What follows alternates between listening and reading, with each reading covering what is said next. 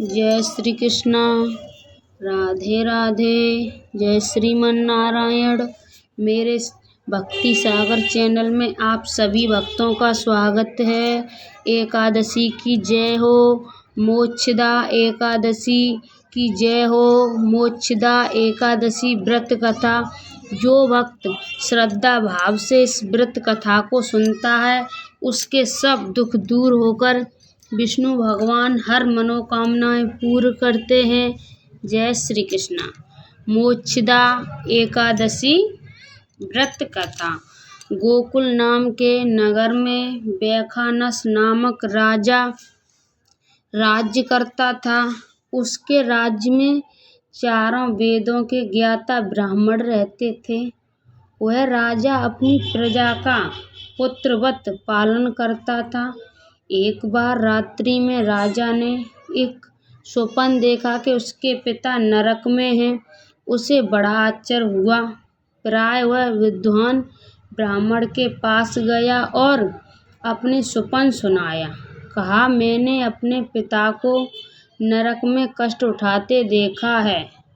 उन्होंने मुझसे कहा कि हे पुत्र, मैं नरक में पड़ा हूँ, यहाँ से तुम मुझे मुक्त कराओ। जब से मैंने ये वचन सुने हैं तब से बहुत बेचैन हूँ। चित्त में बड़ी अशांति हो रही है। मुझे इस राज्य, धन, पुत्र, स्त्री, हाथी, घोड़े आदि में कुछ भी सुख प्रतीत नहीं हो रहा। क्या करूं? राजा ने कहा, हे ब्राह्मण देवताओं, इस दुख के कारण मेरा सारा शरीर जल रहा है। अब आप कृपा करके कोई तप, दान, व्रत आदि ऐसा उपाय बताएं जिससे मेरे पिता को मुक्ति मिल जाए। उस पुत्र का जीवन व्यर्थ है जो अपने माता पिता का उद्धार न कर सके। एक उत्तम पुत्र जो अपने माता पिता तथा पूर्वजों का उद्धार करता है वह 1000 मूर्ख पुत्रों से अच्छा है। जैसे एक चंद्रमा सारे जगत में प्रकाश कर देता है परंतु हजारों तारे नहीं कर सकते। ब्राह्मण ने कहा, हे राजन, यहाँ पास की भूत भविष्य वर्तमान के ज्ञाता पर्वत ऋषि का आश्रम है। आपकी समस्या का हल वे जरूर करेंगे। ऐसा सुनकर राजा मुनि के आश्रम पर गया। उस आश्रम में अनेक शांति चित्त योगी और मुनि तपस्या कर रहे थे। उसी जगह पर्वत मुनि बैठे थे।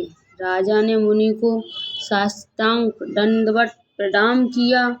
मुनि ने राजा से संगोपांग कुशल पूछी। राजा ने कहा कि महाराज, आपकी कृपा से मेरे राज्य में सब कुशल है, लेकिन अकस्मात मेरे चित्त में अत्यंत अशांति होने लगी है। ऐसा सुनकर पर्वत मुनि ने आंखें बंद की और भूत विचारने लगे। फिर बोले, हे राजन, मैंने योग के बल से तुम्हारे पिता के कुकर्मों को जान लिया है। उन्होंने पूर्व जन्म में कामातुर होकर एक पत्नी को रात्रि दी, किंतु सौत के कहने पर दूसरे पत्नी को ऋतुदान मांगने पर भी नहीं दिया। उसी पाप कर्म के कारण तुम्हारे पिता को नरक में जाना पड़ा। तब राजा ने कहा, इसका कोई उपाय बताइए।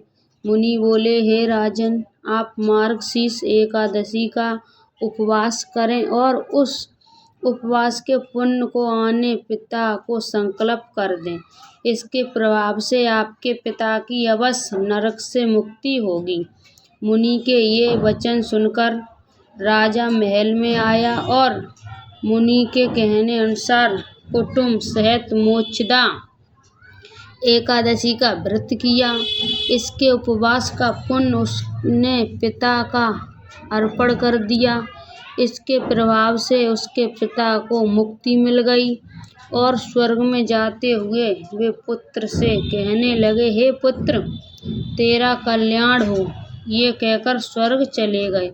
मार्गशीर्ष मास की शुक्ल पक्ष की मोक्षदा एकादशी का जो व्रत करते हैं उनके समस्त पाप नष्ट हो जाते हैं।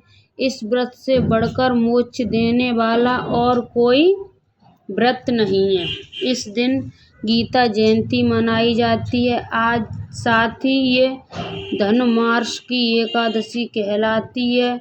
अतः इस एकादशी का महत्व कई गुना भी बढ़ जाता है। इस दिन से गीता पाठ का अनुष्ठान प्रारंभ करें तथा प्रतिदिन थोड़ी देर गीता अवश्य पढ़ें। जय श्री कृष्णा। राधे राधे। मोक्षदा एकादशी की जय हो। जय श्रीमन नारायण।